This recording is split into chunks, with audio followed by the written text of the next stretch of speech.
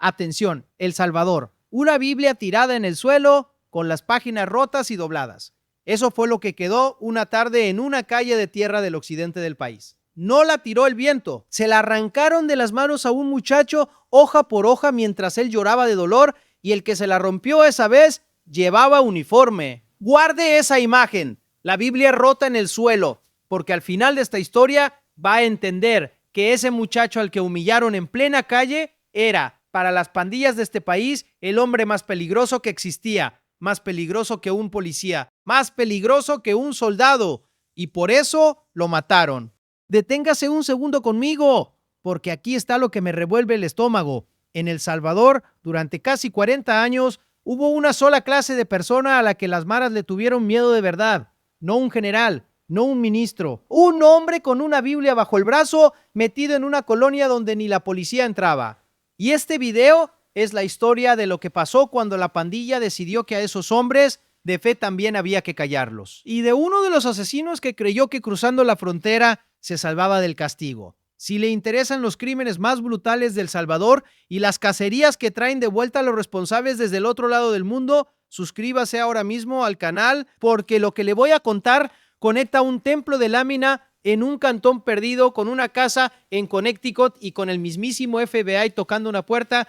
Y le adelanto una cosa, cuando le enseñe por qué la MS-13 odiaba tanto a estos hombres de fe, va a entender que aquí no cayó un pandillero cualquiera. Aquí se destapa por qué matar a un pastor era, para la Mara, la venganza más grande de todas. Vámonos primero para el occidente, porque si usted no siente ese lugar, no va a entender nada. Tacuba, departamento de Ahuachapán, montaña, café, casas de adobe, caminos de tierra que en invierno se vuelven lodo. Un lugar bonito y bravo a la vez. De día se oyen los gallos y las chicharras. De noche en aquellos años se oía otra cosa, porque ahí, como en medio país, mandaba la clica. Decidían quién pasaba, quién pagaba, a qué hora se recogía la gente, y en esas colonias donde el Estado no llegaba, había un solo muchacho que caminaba sin pedirle permiso a nadie.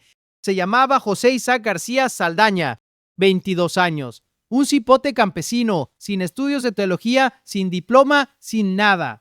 Pastor evangélico y líder comunal en el asentamiento Los Pinos, un lugar donde varias pandillas operaban con fuerza. Un muchacho pobre que agarró una Biblia y se puso a predicar. Y lo que hizo en menos de 6 meses lo dice la propia policía de la zona. No lo digo yo. En menos de medio año, sin un solo centavo del gobierno, sin programa, sin cámaras, sacó de la pandilla a cerca de 10 jóvenes. 10 muchachos que ya estaban adentro, marcados perdidos, 10 que él fue jalando uno por uno hacia el culto, hacia otra vida. Y déjeme contarle cómo lo hacía, porque esto es lo que lo convirtió en un problema mortal para la Mara. José Isaac predicaba bonito, tan bonito que según contaron los que lo conocían, los mismos pandilleros llegaban solos a escucharlo. Como andaban cerca de la iglesia, ellos solitos se iban acercando y se sentaban en las sillas plásticas a oírlo. Nadie los arreaba. Algo en la forma en que ese muchacho hablaba de Dios los jalaba hacia adentro del templo. Y ahí está el problema.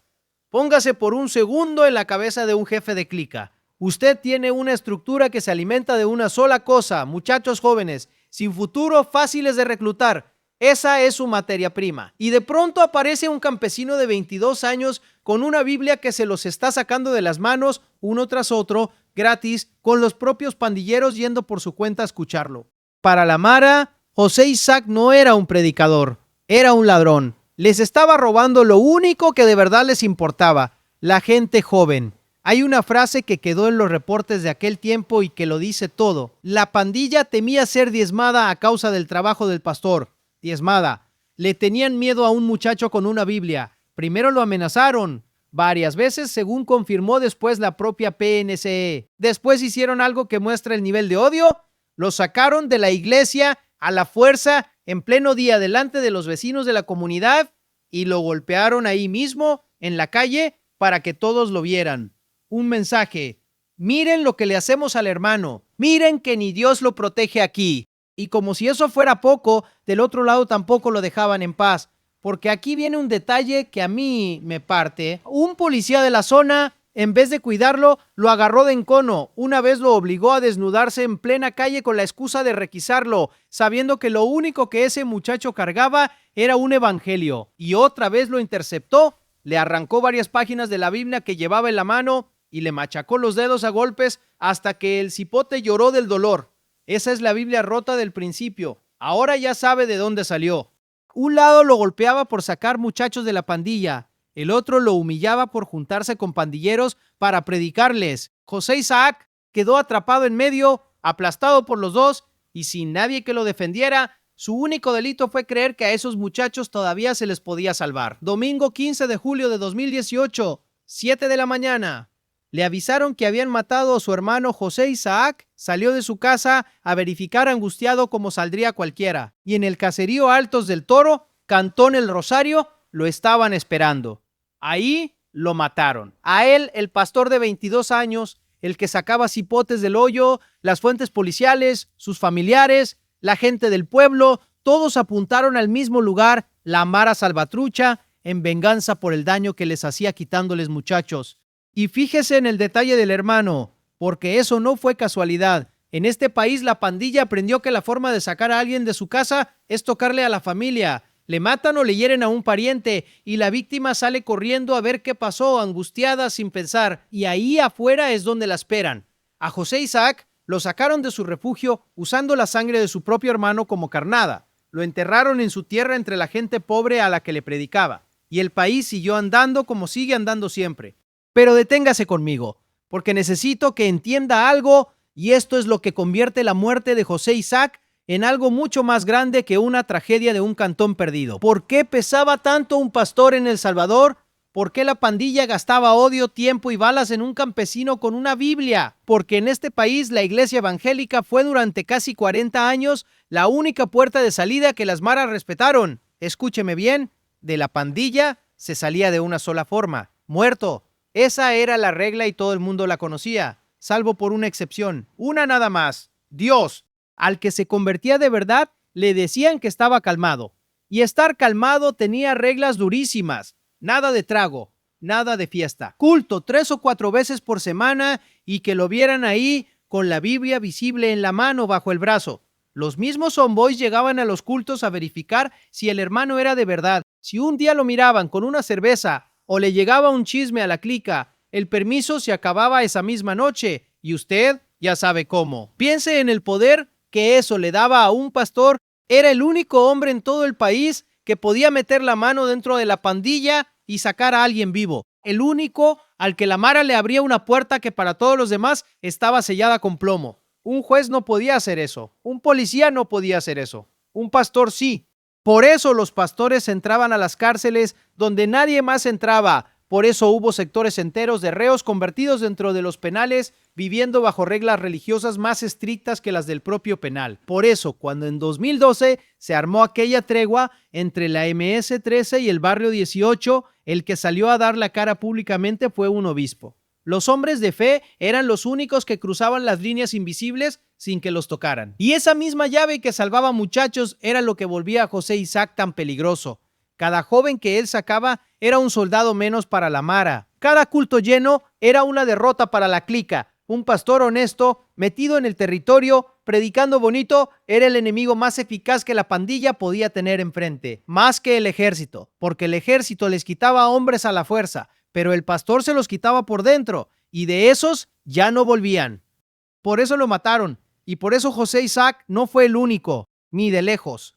Guárdese esto, porque aquí la historia se vuelve más oscura y le voy a enseñar que lo de Tacuba fue apenas una parte de una cacería mucho más grande contra los hombres de fe de este país. Vámonos al oriente.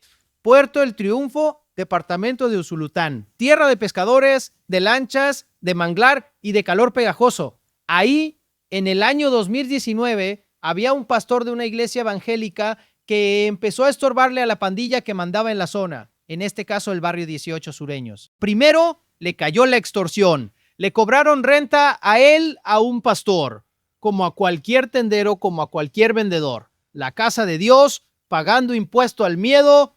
Y cuando ese hombre dejó de servirles o de convenirles, hicieron algo distinto de lo que le hicieron a José Isaac.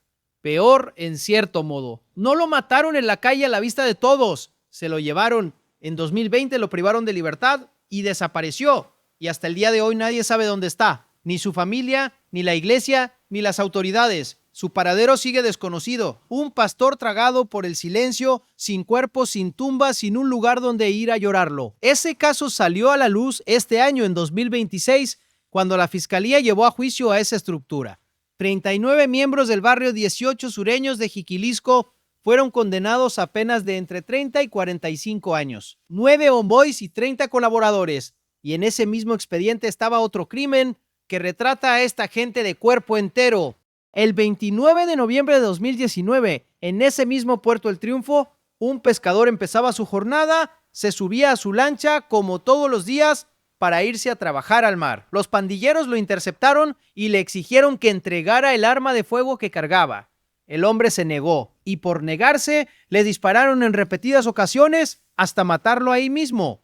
Después, para que no quedara duda del tipo de alimañas que eran, le robaron el motor de la lancha con la que iba a ganarse el pan. Un pescador muerto por no soltar su arma. Un pastor desaparecido sin dejar rastro. Los dos en el mismo puerto, a manos de la misma estructura. Y esa estructura, hasta hace poco andaba suelta mandando en la costa como dueña de la vida y la muerte.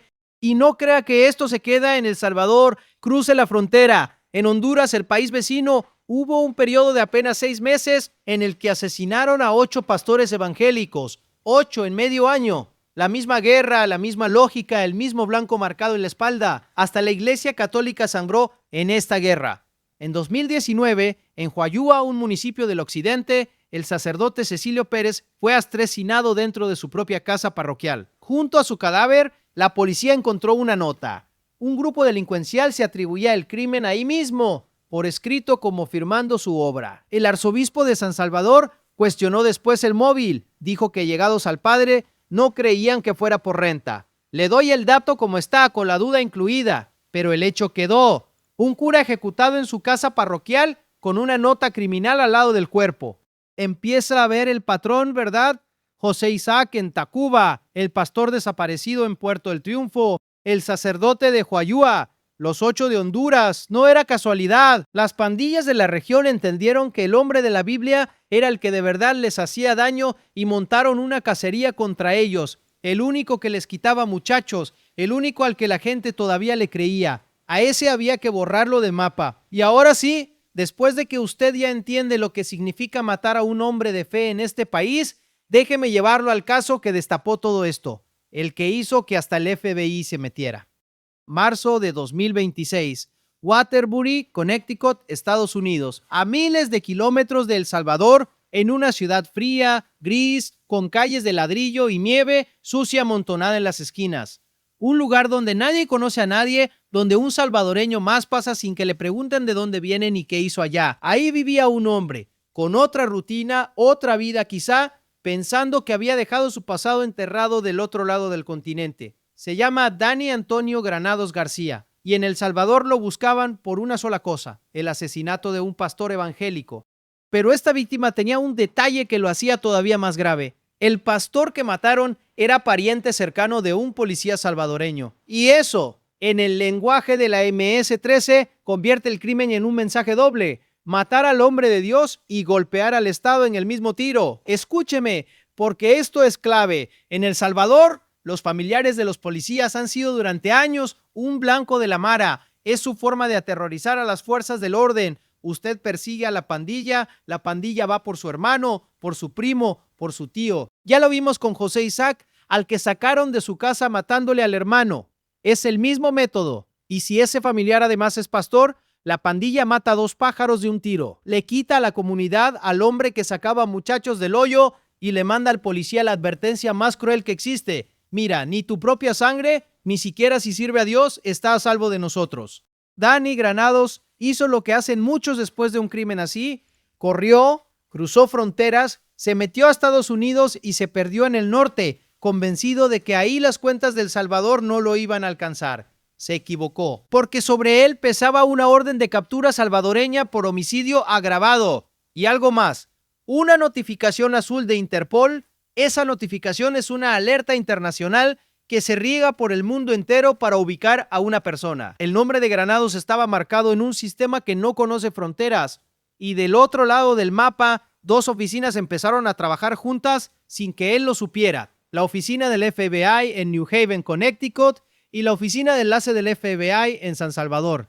Mientras Granados creía que era un fantasma en una ciudad fría, esas dos oficinas cruzaban datos, seguían pistas, cerraban el círculo. Un hombre que mató a un pastor en El Salvador estaba siendo cazado por agentes federales estadounidenses a miles de kilómetros de donde apretó el gatillo, y un martes de marzo, en Waterbury, lo agarraron. Imagínese la escena, una calle cualquiera de Connecticut, agentes del FBI llegando por un hombre que creía haberlo dejado todo atrás. Sin escándalo, sin tiroteo, solo la ley tocando la puerta después de meses de trabajo silencioso. El propio director del FBI confirmó la captura, y el agente especial a cargo de la oficina de New Haven lo dijo con todas sus letras: los miembros de la MS-13 son conocidos por su brutalidad y su violencia, y por más caos que quieran sembrar, el FBI los va a perseguir sin descanso. Lo entregaron al Servicio de Inmigración para arrancar su proceso de retorno a El Salvador, donde tendrá que responder por el crimen que lo hizo huir. Su fuga terminó devolviéndolo a la misma jaula de la que creyó haber escapado. Ahora toca poner las cosas en su sitio con la honestidad que usted se merece. Dani Granados es, por ahora, un imputado. Está señalado por las autoridades y capturado por el FBI, pero su responsabilidad tendrá que probarse ante un juez salvadoreño. Los detalles finos del crimen, la fecha exacta, el nombre del pastor, cómo ocurrió, no se han hecho públicos, y yo no le voy a inventar lo que no sé. Lo que sí está confirmado es la captura a la coordinación del FBI con Interpol, y que a quien mató fue un pastor evangélico pariente de un policía. Eso es un hecho, y con eso basta para entender el peso de lo que hizo.